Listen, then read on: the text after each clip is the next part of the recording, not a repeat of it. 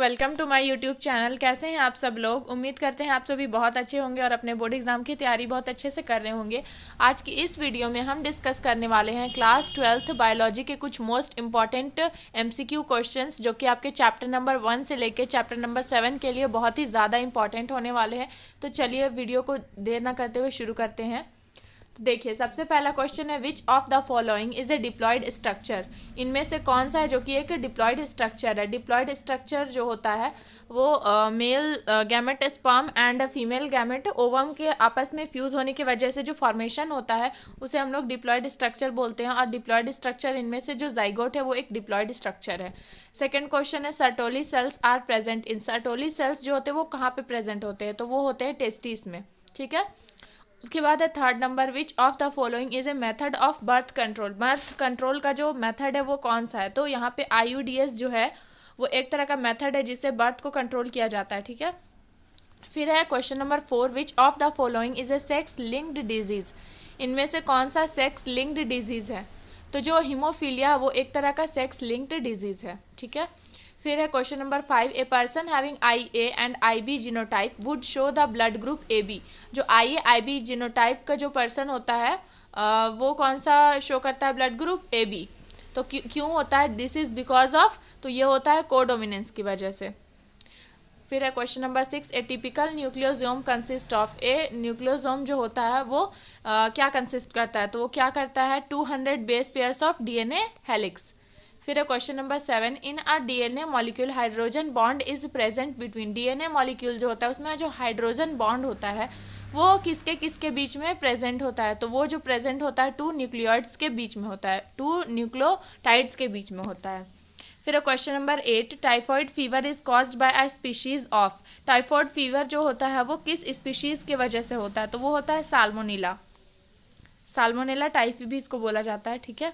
फिर है question number 9 oncogenes are responsible for which of the following. Oncogenes तो जो होता है वो किसके लिए रिस्पॉन्सिबल होता है, तो वो रिस्पॉन्सिबल होता है कैंसर के लिए। फिर है question number 10 total number of nuclei involve in double fertilization. किसी डबल फर्टिलाइजेशन में कितने नंबर ऑफ न्यूक्लिया इन्वॉल्व होते हैं, तो ये इन्वॉल्व होते हैं 5।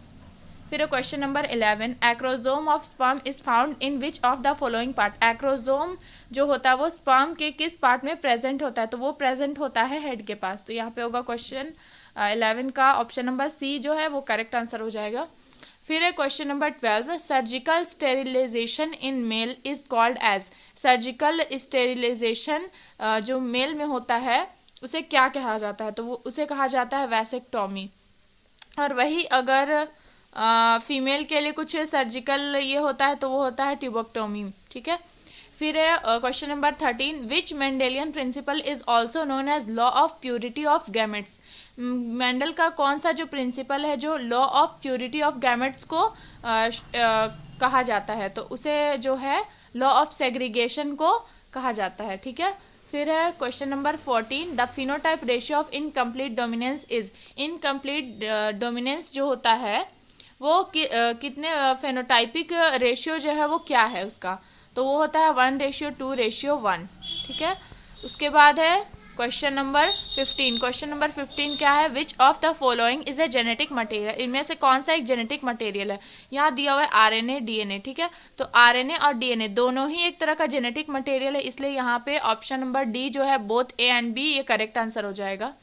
ठीक है। फिर है question number 16 which of the following is an initiation codon. मतलब इसमें से कौन सा इनिशिएशन कोडोन है, तो वो होता है AUG। फिर है question number 17 withdrawal syndrome is related to. Withdrawal syndrome जो होता है वो किससे रिलेटेड होता है, तो ये रिलेटेड होता है ड्रग एंड अल्कोहल एडिक्शन से रिलेटेड होता है। क्वेश्चन नंबर 18 पे चले जाते हैं cirrhosis of liver is caused by chronic intake of. मतलब किसके इनटेक से ज़्यादा होता है ये, तो अल्कोहल के ज़्यादा इंटेक करने से ये प्रॉब्लम हो जाता है। ठीक है।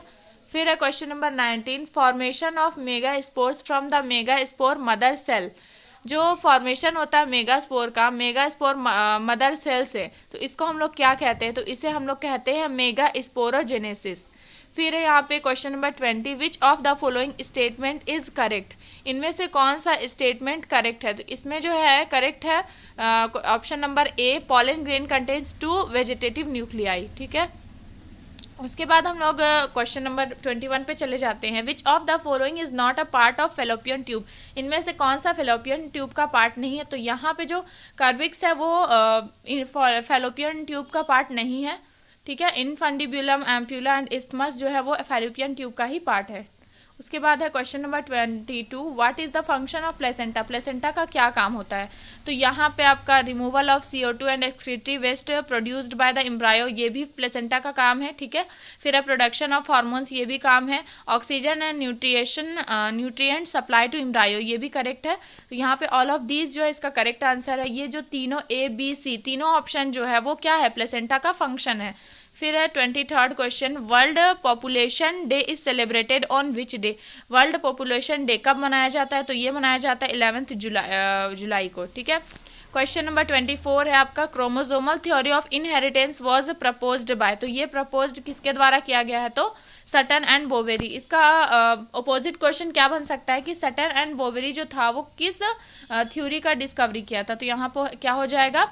Chromosomal theory of inheritance. Question number 25 क्या है? The number of autosome in a normal human cell. किसी भी नॉर्मल ह्यूमन सेल में ऑटोजोम का नंबर कितना होता है? तो वो होता है आपका 44। ठीक है, ये आपका करेक्ट आंसर हो जाएगा। उसके बाद है question number 26, synthesis of mRNA from the DNA is called? मतलब mRNA का जो सिंथेसिस होता है DNA के थ्रू, तो इसको हम लोग क्या कहते हैं? तो इसको हम लोग कहते हैं ट्रांसक्रिप्शन। ट्रांसक्रिप्शन इसका करेक्ट आंसर। अच्छा, इससे रिलेटेड और एक क्वेश्चन बन सकता है आपसे कि जैसे कि अगर DNA से DNA बना तो उसको हम लोग क्या बोलेंगे? उसको बोलते हैं रेप्लिकेशन। अगर मान लीजिए mRNA जो है वो DNA से बन रहा है, ठीक है, इसको अब हम लोग बोलेंगे ट्रांसक्रिप्शन। ठीक है, और mRNA से अगर प्रोटीन बन जाता है तो हम लोग उसको बोलते हैं ट्रांसलेशन। यहाँ पे तीनों टाइप का क्वेश्चन आपके लिए बन सकता है, तो आप इसको याद रखें। ठीक है, फिर आपके लिए क्वेश्चन नंबर 27। क्वेश्चन नंबर 27 क्या बोल रहा है? The function of helicase during the process of replication. जब DNA का रेप्लिकेशन हो रहा होता है उस समय जो हेलिकेज है उसका क्या काम होता है? तो उसका फंक्शन होता है unwinding of DNA strands. DNA strands जो होते हैं उसका अनवाइंडिंग करना उसका फंक्शन होता है। उसके बाद है question number 28, antibodies are produced by. Antibodies जो होते हैं वो किसके द्वारा प्रोड्यूस किए जाते हैं? तो वो बी सेल्स के द्वारा प्रोड्यूस किए जाते हैं। ठीक है, उसके बाद है question number 29, in grass family cotyledon is called as. In grass family में जो कॉटिलिडोन है इसको क्या कहा जाता है? तो इसको कहते हैं scutellum. Question number 30, after ovulation are Graafian follicle transform into. जब ओव्यूलेशन हो जाता है उसके बाद जो ग्राफियन फॉलिकल का जो ट्रांसफॉर्मेशन होता है उसको हम लोग क्या कहते हैं? तो वो जो है कॉर्पस ल्यूटेनम। ठीक है, question number 31, A typical angiospermic anther is. किसी एंजियोस्पर्मिक एंथर जो होता है वो क्या है? तो बाइलॉब्ड होता है। ठीक है, bilobed. Question number 32, identify A, B and C in the given picture. मतलब कोई भी पिक्चर दे देगा, आपको पिक्चर से ही पहचानना पड़ेगा। तो अगर आपको फीमेल वाला अगर दे देता है तो उसमें देख लेना होगा आपको क्या चीज़ का दिया है, या मेल का हो सकता है कोई पिक्चर दे दे, कोई डायग्राम दे दे, और उसमें आपको चूज़ करना है कि ये क्या क्या चीज़ दिया हुआ है यहाँ पे। ठीक है, यहाँ पे आपका पिक्चर नहीं दिया हुआ है लेकिन आप यहाँ पे देख सकते हैं कुछ ऑप्शंस दिए हुए, तो आपको देखना पड़ेगा उसमें। आप डायग्राम को अच्छे से पढ़ें। ठीक है, फिर है question number 33, test cross in a plant can be defined as a cross. Test cross अगर किसी भी प्लांट में होता है तो वो डिफाइन किया जाता है किसके क्रॉस के बीच में? तो वो होता है between F1 hybrid with recessive genotype. उसके बाद है question number 34, the coding sequence of mRNA is called. जो कोडिंग सीक्वेंस होता है किसी mRNA में उसको हम लोग क्या कहते हैं? तो उसको हम लोग कहते हैं एक्सॉन।